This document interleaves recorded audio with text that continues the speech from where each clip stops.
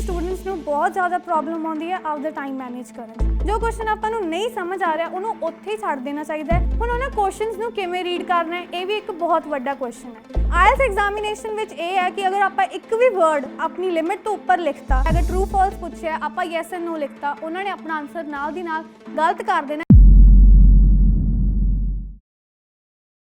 अंग्रेजी विच गल करो बिना डरे बिना शर्माए। डाउनलोड जोश talks English speaking app. My name is Bismeet Kaur and I'm from JAB IELTS Institute Bathinda. So today we are going to talk about reading module which all students find very difficult to understand, and even I was one of them, but nowadays I am finding it very easy with the help of some tips and tricks which I am going to share with you guys. So reading is one of the 4 modules in IELTS examination which is present in both academic and general training also. So duration of this module is 60 minutes, ਜਿਹਦੇ ਵਿੱਚ students ਨੂੰ ਬਹੁਤ ਜ਼ਿਆਦਾ problem ਆਉਂਦੀ ਹੈ ਆਪਦਾ time manage ਕਰਨ 'ਚ, ਕਿਉਂਕਿ ਉਹਨਾਂ ਨੂੰ ਟਾਈਮ ਮੈਨੇਜ ਹੀ ਨਹੀਂ ਕਰਨਾ ਆਉਂਦਾ ਤੇ ਉਹਨਾਂ ਦੇ ਇੱਕ ਪੈਸੇਜ ਵਿੱਚ ਲਾਸਟ ਵਾਲੇ ਕੁਐਸਚਨ ਯੂਜੂਅਲੀ ਛੁੱਟ ਜਾਂਦੇ ਨੇ। ਇਹਦਾ ਇਹੀ ਰੀਜ਼ਨ ਹੈ ਕਿ ਉਹਨਾਂ ਨੂੰ ਇਹ ਨਹੀਂ ਪਤਾ ਕਿਹੜੇ ਕੁਐਸਚਨ ਤੇ ਉਹਨਾਂ ਨੂੰ ਜ਼ਿਆਦਾ ਫੋਕਸ ਕਰਨਾ ਚਾਹੀਦਾ ਹੈ ਤੇ ਕਿਹੜੇ ਨੂੰ ਉਹਨਾਂ ਨੂੰ ਇਗਨੋਰ ਕਰ ਦੇਣਾ ਚਾਹੀਦਾ ਹੈ। ਇਸ ਤੋਂ ਬਾਅਦ ਹੁਣ ਆਪਾਂ ਗੱਲ ਕਰਦੇ ਹਾਂ ਕਿ ਆਪ ਨੂੰ ਟਾਈਮ ਕਿਵੇਂ ਮੈਨੇਜ ਕਰਨਾ ਚਾਹੀਦਾ ਹੈ। ਸੋ ਯੂਜੂਅਲੀ ਆਪਾਂ ਨੂੰ 20 ਮਿੰਟਸ ਤੋਂ ਵੱਧ ਕਿਸੇ ਵੀ ਇੱਕ ਪੈਸੇਜ ਦੇ ਉੱਤੇ ਨਹੀਂ ਲਗਾਉਣੇ ਚਾਹੀਦੇ, ਕਿਉਂਕਿ ਇਹਦੇ ਨਾਲ ਫਿਰ ਹਮੇਸ਼ਾ ਆਪਣਾ ਜਿਹੜਾ ਲਾਸਟ ਪੈਸੇਜ ਹੈ ਉਹ ਸਫਰ ਕਰਦਾ ਹੈ। ਹੁਣ ਇਹ ਵੀ ਤਾਂ ਹੋ ਸਕਦਾ ਕਿ ਲਾਸਟ ਵਾਲੇ ਕੁਐਸਚਨ ਬਹੁਤ ਈਜ਼ੀ ਹੋਣ ਪਰ ਟਾਈਮ ਨੂੰ ਮੈਨੇਜ ਨਾ ਕਰ ਪਾਉਣ ਦੀ ਵਜ੍ਹਾ ਨਾਲ ਆਪਣੇ ਉਹ ਛੁੱਟ ਜਾਣ ਤੇ ਜਿਹਦੀ ਵਜ੍ਹਾ ਨਾਲ ਆਪਣੇ ਬੈਂਡ ਸਕੋਰ ਤੇ ਬਹੁਤ ਇਫੈਕਟ ਪੈਂਦਾ ਹੈ। ਸੋ ਇਸ ਕਰਕੇ ਆਪਾਂ ਨੂੰ ਇਹੀ ਟਰਾਈ ਕਰਨਾ ਹੈ ਕਿ ਆਪਾਂ ਆਪਦੇ ਟਾਈਮ ਨੂੰ ਪ੍ਰੋਪਰਲੀ ਮੈਨੇਜ ਕਰੀਏ। ਹਰ ਪੈਸੇ ਦੇ ਵਿੱਚ ਯੂਜੂਅਲੀ ਆਪਾਂ ਨੂੰ 13 ਤੋਂ 14 ਕੁਐਸਚਨ ਮਿਲਦੇ ਨੇ, ਤਾਂ ਉਹਨਾਂ ਕੁਐਸਚਨ ਦੇ ਵਿੱਚ ਕੁਝ ਕੁਐਸਚਨ ਇਹੋ ਜਿਹੇ ਹੁੰਦੇ ਨੇ ਜੋ ਆਪਾਂ ਨੂੰ ਬਹੁਤ ਈਜ਼ੀਲੀ ਪੈਸੇ ਵਿੱਚ ਸਿੱਧੇ ਮਿਲ ਜਾਂਦੇ ਆ, ਪਰ ਕੁਝ ਕੁਐਸਚਨ ਇਹ ਹੁੰਦੇ ਜੋ ਆਪਾਂ ਨੂੰ ਬਹੁਤ ਹੀ ਜ਼ਿਆਦਾ ਕਨਫਿਊਜ਼ ਕਰਕੇ ਰੱਖਦੇ ਆ।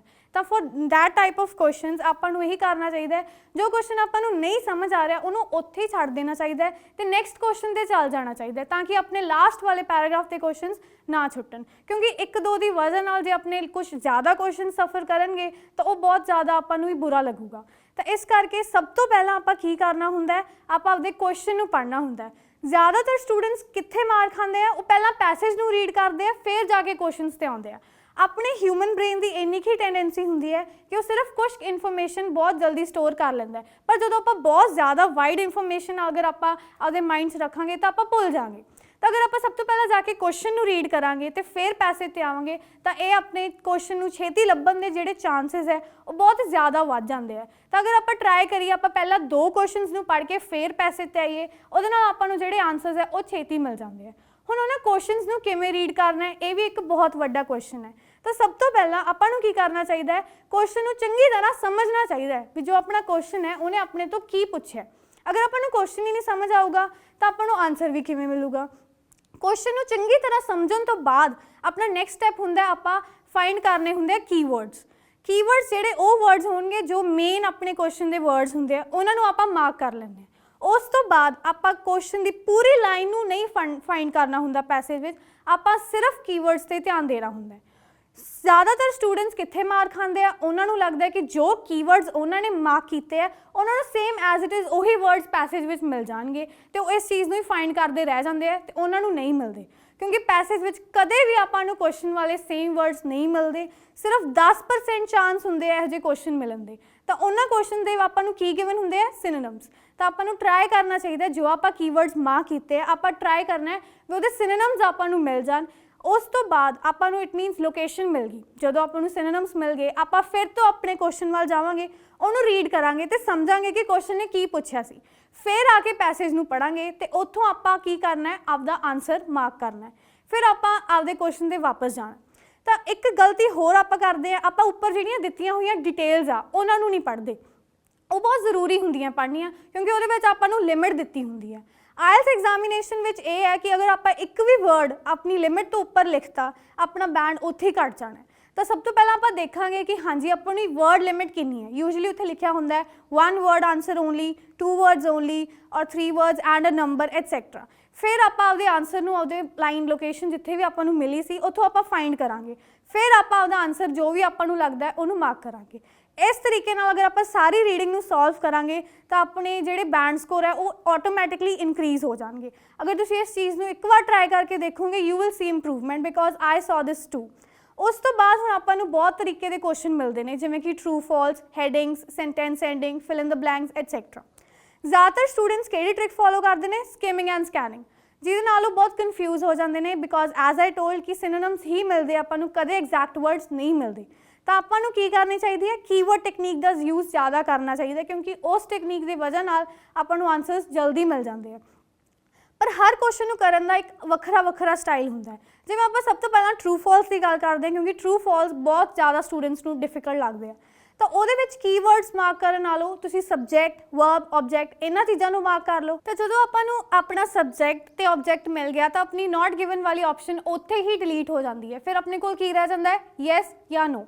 ਯੈਸ ਜਾਂ ਨੋ ਚੋਂ ਇੱਕ ਚੂਜ਼ ਕਰਨ ਲਈ ਫਿਰ ਆਪਾਂ ਫਾਈਂਡ ਕਰਾਂਗੇ ਆਪਣਾ ਵਰਬ, ਕਿ ਆਪਣਾ ਵਰਬ ਆਪਣੇ ਪੈਸੇਜ ਮਿਲ ਰਿਹਾ, ਕਿ ਤੁਹਾਨੂੰ ਪੂਰੀ ਲਾਈਨ ਜੋ ਕੁਐਸਚਨ ਨੇ ਕਹੀ ਹੈ ਕਿ ਉਹੀ ਉਸ ਚੀਜ਼ ਨਾਲ ਐਗਰੀ ਕਰ ਰਿਹਾ। ਫਿਰ ਤੁਸੀਂ ਆਪਦਾ ਆਨਸਰ ਲਗਾਓਗੇ ਯੈਸ ਔਰ ਟਰੂ।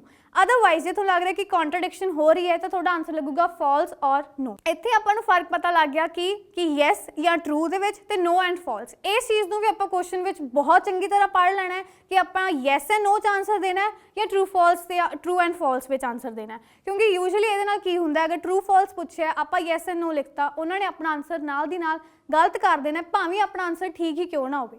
ਤਾਂ ਅਗਰ ਆਪਾਂ ਇਹੋ ਜਿਹੀਆਂ ਮਿਸਟੇਕਸ ਕਰਾਂਗੇ ਤਾਂ ਉਹਦੇ ਨਾਲ ਆਪਣੇ ਬੈਂਡ ਸਕੋਰ ਬਹੁਤ ਘੱਟ ਜਾਂਦਾ ਹੈ। ਜਦ ਕਿ ਆਪਾਂ ਨੂੰ ਆਨਸਰ ਮਿਲਿਆ ਹੋਵੇ, ਲੋਕੇਸ਼ਨ ਮਿਲੀ ਹੋਵੇ, ਆਪਾਂ ਮਿਹਨਤ ਕੀਤੀ ਹੋਵੇ, ਤਾਂ ਇਹੋ ਜਿਹੀਆਂ ਚੀਜ਼ਾਂ ਬਾਅਦ 'ਚੋਂ ਆਪਾਂ ਨੂੰ ਬਹੁਤ ਪਰੇਸ਼ਾਨ ਕਰਦੀਆਂ। ਤਾਂ ਇਸ ਕਰਕੇ ਹਮੇਸ਼ਾ ਆਪਾਂ ਨੂੰ ਪ੍ਰੀਕਾਸ਼ੀਅਸ ਰਹਿਣਾ ਚਾਹੀਦਾ ਹੈ। ਤਾਂ ਇਸ ਕਰਕੇ ਆਪਾਂ ਨੂੰ ਸਭ ਤੋਂ ਜ਼ਿਆਦਾ ਮੇਨ ਫੋਕਸ ਆਪਣੀਆਂ ਇੰਸਟਰਕਸ਼ਨਸ 'ਤੇ ਵੀ ਦੇਣਾ ਚਾਹੀਦਾ ਹੈ, ਕਿਉਂਕਿ ਇਹੋ ਜਿਹੀਆਂ ਸਿਲੀ ਮਿਸਟੇਕਸ ਦੀ ਵਜ੍ਹਾ ਨਾਲ ਆਪਾਂ ਨਹੀਂ ਚਾਹੁੰਦੇ ਵੀ ਆਪਣਾ ਬੈਂਡ ਸਕੋਰ ਘਟੇ।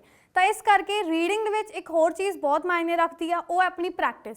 ਜਿੰਨੀ ਜ਼ਿਆਦਾ ਪ੍ਰੈਕਟਿਸ ਕਰਾਂਗੇ ਉਨਾ ਹੀ ਆਪਣੇ ਲਈ ਜ਼ਿਆਦਾ ਬੈਨੀਫਿਟ ਰਹੂਗਾ ਤੇ ਉਨਾ ਹੀ ਆਪਾਂ ਯੂਜ਼ ਟੂ ਹੋ ਜਾਵਾਂਗੇ ਕੁਐਸਚਨ ਨੂੰ ਸੋਲਵ ਕਰਨ ਲਈ। ਤੇ ਇਸ ਕਰਕੇ ਦੂਜੇ ਨੰਬਰ 'ਤੇ ਅਗਰ ਆਪਾਂ ਨੂੰ ਬਹੁਤ ਸਾਰੀਆਂ ਟਿਪਸ ਐਂਡ ਟ੍ਰਿਕਸ ਮਿਲਦੀਆਂ, ਇਸ ਕਰਕੇ ਉਹਨਾਂ 'ਤੇ ਆਪਾਂ ਨੂੰ ਇੰਨਾ ਜ਼ਿਆਦਾ ਫੋਕਸ ਨਹੀਂ ਕਰਨਾ ਚਾਹੀਦਾ। ਮੇਨ ਹੈ ਤੁਹਾਡੇ ਕੁਐਸਚਨ ਨੂੰ ਕਰਨ ਦਾ ਟਾਈਪ।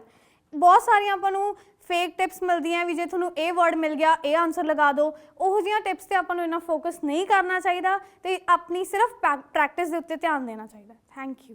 ਜੇਕਰ ਤੁਸੀਂ ਇਸ ਵੀਡੀਓ ਦੇ ਅਖੀਰ ਤੱਕ ਆਏ ਹੋ ਤੇ ਤੁਹਾਨੂੰ ਵੀ ਜ਼ਰੂਰ ਮੇਰੀ ਤਰ੍ਹਾਂ ਇੰਸਪੀਰੇਸ਼ਨ ਮਿਲੀ ਹੋਏਗੀ। ਅਸੀਂ ਸਾਰੇ ਆਪਣੀ ਜ਼ਿੰਦਗੀ ਵਿੱਚ ਮੁਸ਼ਕਿਲਾਂ ਦਾ ਸਾਹਮਣਾ ਕਰਦੇ ਹਾਂ ਕਿਉਂਕਿ ਸਾਨੂੰ ਇੰਗਲਿਸ਼ ਬੋਲਣੀ ਨਹੀਂ ਆਉਂਦੀ। ਜਿਸ ਤਰ੍ਹਾਂ ਕਿ ਆਪਣੀ ਸੁਪਨਿਆਂ ਦੀ ਨੌਕਰੀ ਨਾ ਮਿਲਣਾ ਜਾਂ ਬਾਹਰ ਜਾਣ ਦੀ ਅਪੋਰਚੁਨਿਟੀ ਗਵਾ ਲੈਣਾ ਜਾਂ ਫਿਰ ਸਿਰਫ ਦੋਸਤ ਹੀ ਨਾ ਬਣਾ ਪਾਉਣਾ। ਪ੍ਰੋਬਲਮਸ ਦੀ ਇੱਕ ਵਜ੍ਹਾ ਹੈ ਲੈਕ ਆਫ ਪ੍ਰੈਕਟਿਸ, ਕਿਉਂਕਿ ਮਾਹੌਲ ਨਹੀਂ ਹੈ। ਘਬਰਾਓ ਨਾ, ਸਾਡੇ ਕੋਲ ਇਹਦਾ ਇੱਕ ਸੋਲੂਸ਼ਨ ਹੈ, ਜੋਸ਼ ਸਕਿੱਲਸ ਸਪੋਕਨ ਇੰਗਲਿਸ਼। ਪਰ ਜੋਸ਼ ਸਕਿੱਲਸ ਕੀ ਹੈ ਤੇ ਇਹ ਕਿਵੇਂ ਕੰਮ ਕਰਦਾ ਹੈ, ਆਓ ਵੇਖੀਏ।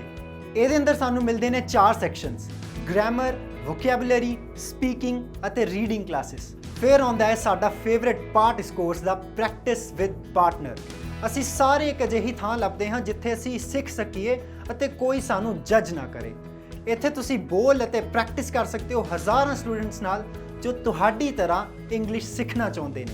ਆਪਣਾ ਫ੍ਰੀ ਟਰਾਇਲ ਲਵੋ ਤੇ ਅੱਜ ਤੋਂ ਹੀ ਸਿੱਖਣ ਦਾ ਸਫ਼ਰ ਸ਼ੁਰੂ ਕਰੋ।